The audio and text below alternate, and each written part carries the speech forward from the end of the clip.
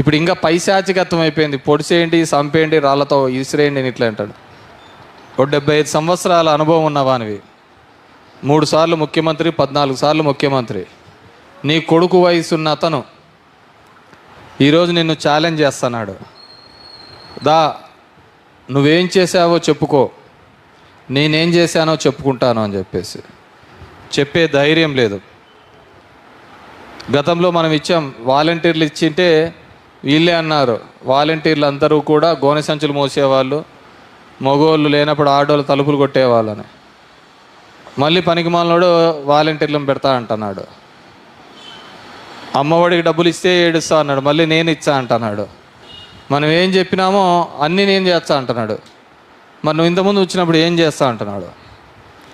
మొన్నేడు చూసా, నువ్వు నా ముందు జగన్ రెడ్డి, నువ్వు నా ముందు ఓ బచ్చా అంటున్నాడు. ఈ బచ్చాని చూసి రోజు పోసుకుంటున్నాడు. అది నిద్రలేని రాత్రులు గడుపుతున్నాడు. వాళ్ళ నాయనే అనుకుంటే ఈడు వాళ్ళ నాయనకి మించినోడు మనకు తయారైపోయినాడు అని చెప్పేసి. అంటే అదొక ధైర్యం, చెప్పిన హామీకి కట్టుబడి. అందుకే చూడు, మొదటి చంద్రబాబు ఎదుర్కొంటా అన్నాడు, సాల్లే, వాడు ఉండే తింగరోడు ఎగలాడుతుంటాడు, ఊగుతుంటాడు, పవన్ కళ్యాణ్ వాని పట్టకచ్చా. వాడు చూసే వాడు ఊగే చూసినా అంటే ఈడెప్పుడు చంపుతాడా అన్నట్టు ఉంటాడు. వాని పౌరుషమైన మాటలు ఇవన్నీ అంటే పాపం యూత్ ఉంటారు కదా, సినిమాలు చూసి ఈడు నిజంగా హీరోనేమో అనుకుంటారు. సముద్రం ఒకరి కాళ్ళ దగ్గరికి రాదంటాడు, కొండ వంగదంటాడు, కెరటాలు ఎగిసి పడతాయంటాడు. తిరిగి చూస్తే అంత ముష్టి 21 సీట్లు తీసుకున్నాడు. వచ్చి దేహి దేహి నన్ను గెలిపి అంటాడు. ఒక నాయకుడు అంటే అలా కాదు కదా. మనం మాట్లాడే ప్రతి మాట ఇంపార్టెంట్, చాలా విలువైంది. ఒక రాజకీయ నాయకుడు మాట్లాడంటే చాలా విలువైంది. రాళ్ళతో బలిగొట్టండి, గాజు గ్లాస్తో చెక్కండి, ఇవే చెప్పేది. ఇంతకుముందు కూడా వచ్చిన 17 కేసులు పెట్టుకుంటే మంచి పోస్టులు ఇస్తారు. అతను ఒకవైపు, మీ పిల్లల్ని బాగా చదివించండి, మీ వాళ్ళు పీజీ వరకు ఎంతవరకైనా చదవండి, నేను అండగా ఉంటాను అనుకున్న జగన్మోహన్ రెడ్డి ఒకవైపు. ఒక దిక్కేమో నేను కేసులు పెట్టుకుంటే నువ్వు అటువైపు అంటాడు, ఇంకో అతనేమో నువ్వు బాగా చదువుకోవాలని ఒకరంటారు. అది ఇద్దరి నాయకులకున్న తేడా. కాబట్టి మనమందరం కూడా ఏ విధంగా జగన్మోహన్ రెడ్డి ద్వారా లబ్ధి పొందినాం, భవిష్యత్తులో లబ్ధి పొందుతున్నాం, ఇవన్నీ కూడా ఆలోచించండి. అందరూ చెప్పారు, అన్న మేనిఫెస్టో చంద్రబాబు మన జగన్మోహన్ రెడ్డి ఎక్కువ చెప్పలేదన్నా, తక్కువనే చెప్పినాడు, చంద్రబాబు చూడిన చాలా చెప్తాన్నాడు అని చెప్పి. జగన్మోహన్ రెడ్డికి నమ్మకం, మనం అధికారంలోకి రాబోతున్నాం కాబట్టి మనం చెప్పిన ప్రతిదీ నెరవేర్చాలి. చంద్రబాబు నాయుడు వచ్చేళ్ళే సచ్చేళ్ళే అన్న కొడుకు ఎన్నైనా చెప్తా ఉంటాడు కదా. మామూలుగా మనకు చెప్తా ఉంటాడు, చూసినావా ఇట్లా చేసుకుంటా, నువ్వు ఇది చేస్తాం ఇది చేస్తాను మంత్రంతో చెప్తా అంటాడు. నువ్వు ఇంత పోటు కానీ ఇంత కానీ, అది అయ్యేది కాదు, పెట్టేది కాదు. కాబట్టి ఎంతైనా నోటికి వచ్చినట్టు చెప్తా అంటాడు. అది ఎట్లుందంటే, ఒక రాజు ఉంటాడు, ఒక రాజు దగ్గరికి ఒక అతను వచ్చి ఇలా చెప్తుంటాడు, రాజుగారు మీకు 1000 ఏనుగుల బలం ఉంది అని. రాజు ఏమంటాడు, ఇదిగో తీసుకోపో ఒక 5 కేజీల బంగారం అంటాడు. ఇంకోసారి రాజుగారు మీరు ఒంటి చేత్తో 100 మందిని చంపేస్తారు అంటాడు. ఇదిగో ఇంకొక 10 కేజీలు బంగారం తీసుకుంటాడు. అట్లా అతను కూడా పొగుడుతూ అంటాడు, ఇతను చెప్తా పోతా అంటాడు.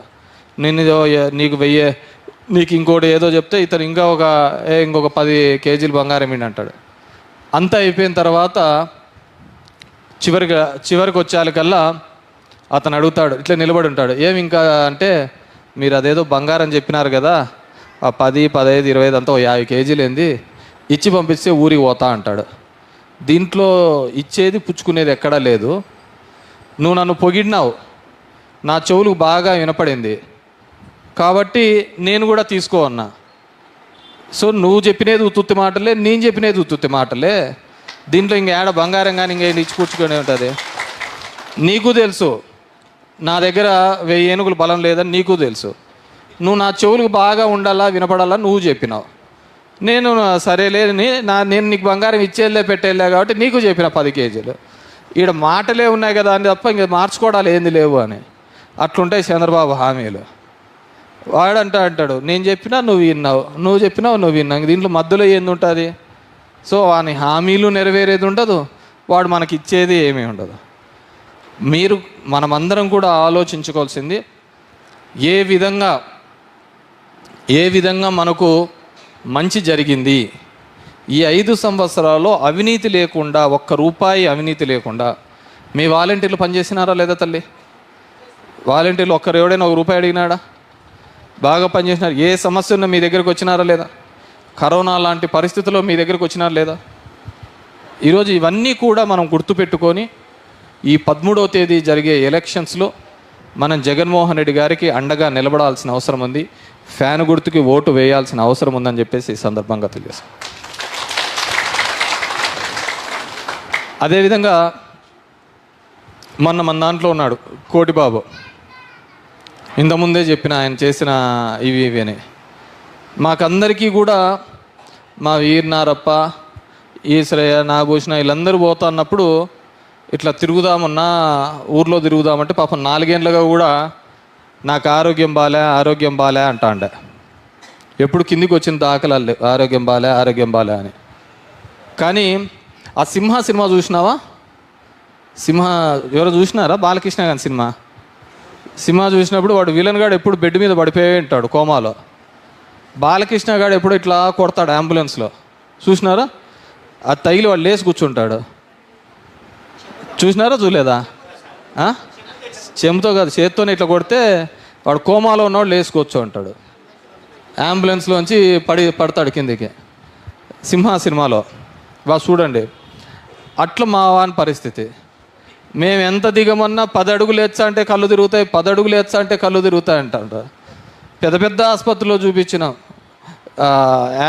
ఏఏజీలో నాగేశ్వరరెడ్డి చూసినాడు, మా రజనీష్ చూసినాడు, అనంతపూర్లో యాస్టర్లో చూసినాడు.